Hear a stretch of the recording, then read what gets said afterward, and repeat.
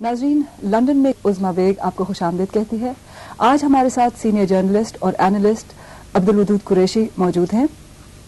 हम आपकी मुलाकात पाकिस्तान की पहली खातून प्राइम मिनिस्टर मोहतरमा बेनज़ीर भुट्टो के साथ कराएंगे और उनके साथ पाकिस्तान की सियासत और करंट अफेयर्स पर गुफ्तगू करेंगे।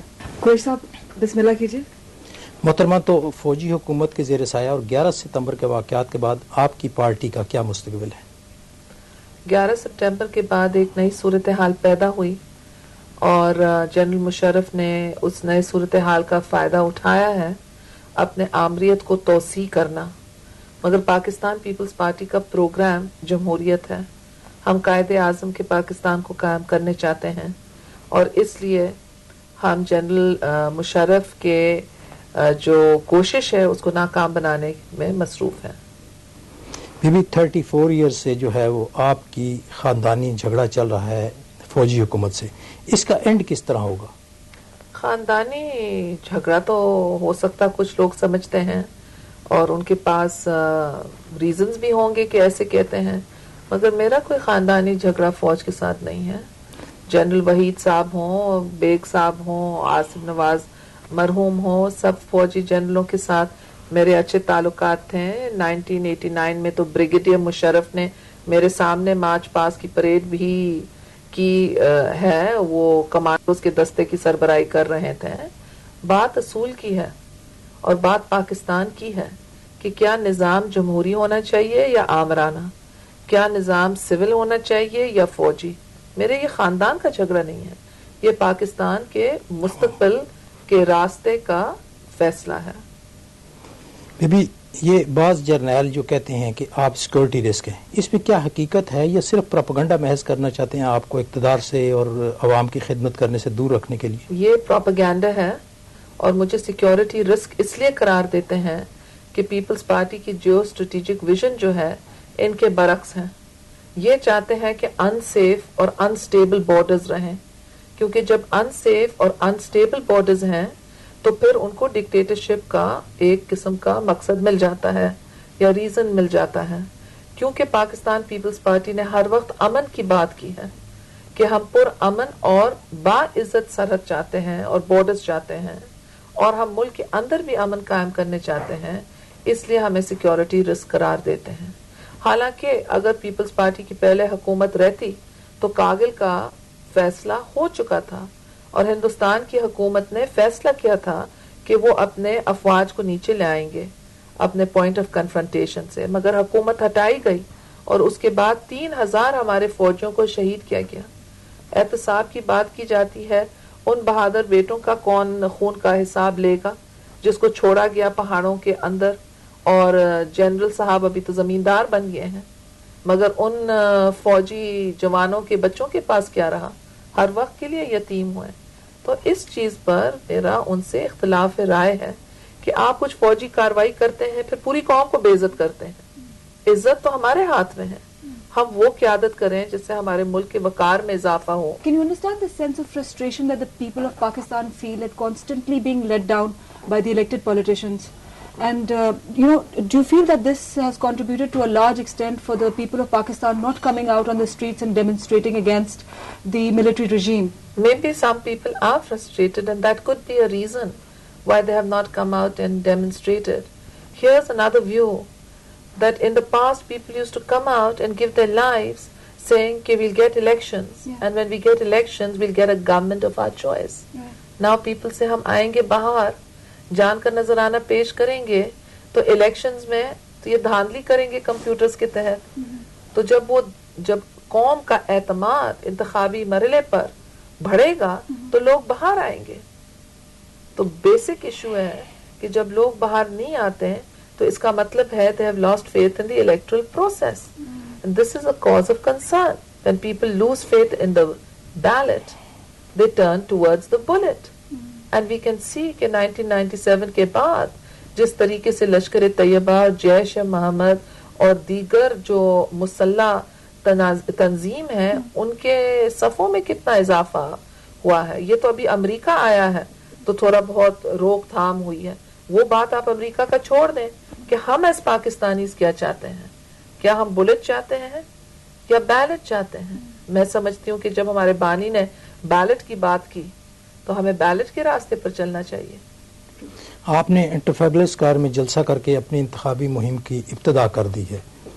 آپ نے اس جلسے میں مشرف صاحب اور بش صاحب کو دونوں کو آڑے ہاتھ لیا ہے. کیا آپ نے دونوں کو اکٹھا کر دیا یا دونوں سمجھتے ہیں کہ آپ کے خلاف ہیں؟ میں دونوں کو اکٹھا نہیں کرنے چاہتی ہوں, میں دونوں کو الگ کرنے چاہتی ہوں. اور جہاں تک بش صاحب ہے وہ تو ان کے اوپر میں تنقید نہیں کر رہی تھی. ان کو اپنے قوم کی ضرورت ہے, وہ چاہتے ہیں کہ وار اگینسٹ ٹیرر جیتی جائے. مشرف صاحب بیٹھے ہیں, اگر کوئی اور بھی بیٹھا ہوا ہوتا تو ان کے ساتھ بھی وہ کام کر لیتے ہیں. مگر میں مشرف صاحب کی بات کر رہی تھی. میں نے کہا مش سوچتا ہے کہ بش اس کے ساتھ ہے تو اس کو کسی اور کی ضرورت نہیں. مگر میں نے کہا کہ پاکستان کے عوام بھی حقدار ہیں, پاکستان کے عوام کو بھی بنیادی حقوق کی ضرورت ہے اور اکنامک اپرچونٹیز کی ضرورت ہے. مالی ترقی لوگ کرتے ہیں, اپنے بال بچوں کو سنبھالتے ہیں. یہاں لوگ اپنے بال بچوں کو سنبھالنے کے قابل نہیں رہے. سفید پوش لوگ بھی گزارا مشکل کے ساتھ کر رہے ہیں.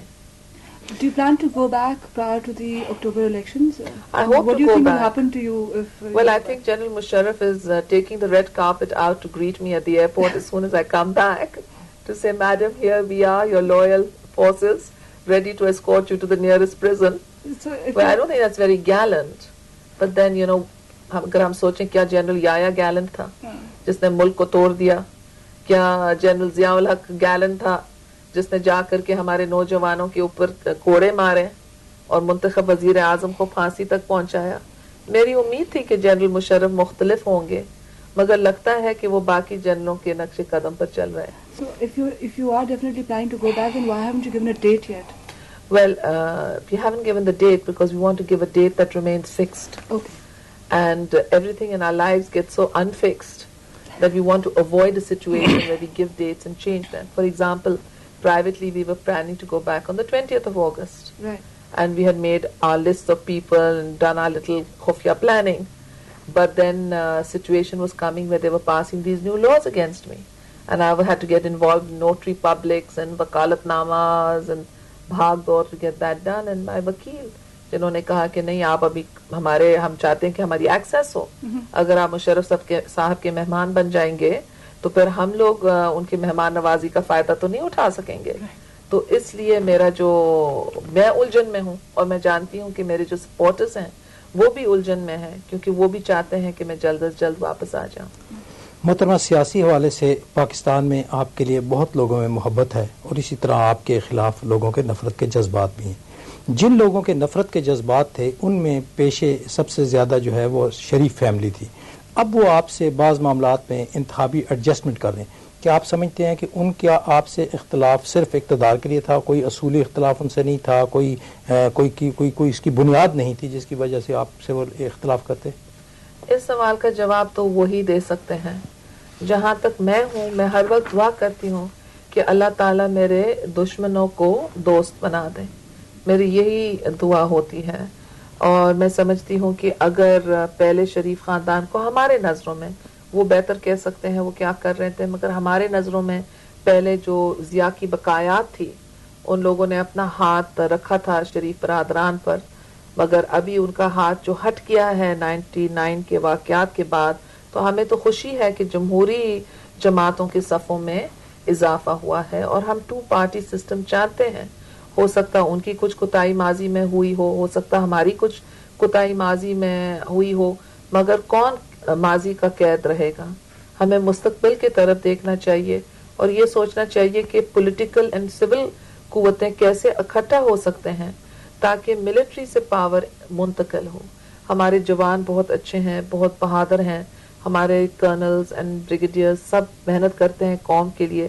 مٹھی بھر جنرلز ہیں جنہوں نے قوم کو یرغمال کیا ہے, جو کبھی زمیندار بن رہے ہیں اور زمینیں لگا رہے ہیں, جو کبھی صنعت کار بننے کی کوشش میں لگے گئے ہیں. اور ایک اسٹیٹ ود ان اسٹیٹ ہے کہ پاکستان کے جو ٹیچرز ہیں اور ڈاکٹرز ہیں اور پروفیشنلز ہیں ان کے بچوں کے لیے ردی اسکول اور ردی ہسپتال, اور ایک الگ اسٹیٹ ہے ملٹری اسٹیٹ جدھر آپ کے پاس ڈیفنس ہاؤسنگ ہے, جدھر آپ کے پاس اچھے سے اسکولز ہیں, اچھا سا ہاسپٹل ہے. ہر پاکستانی برابر ہے. اپنی ایئر لائن ہیں, اپنی انشورنس کمپنیاں ہیں, ایئر لائن ہے, انشورنس اب کمپنی, یونیورسٹیاں اپنی بنا دی, اپنی یونیورسٹیز ہیں. تو you know every Pakistani must be equal. یہ ہمارا آئین کہتا ہے, اور آئین سے بھی بالا ہمارے دین کے اندر ہے کہ ہر ایک شخص برابر ہے. تو یہ ہمارے اوپر ایک فرض ہے کہ یہ جو military class, superior class, civilian class, inferior class ہے, یہ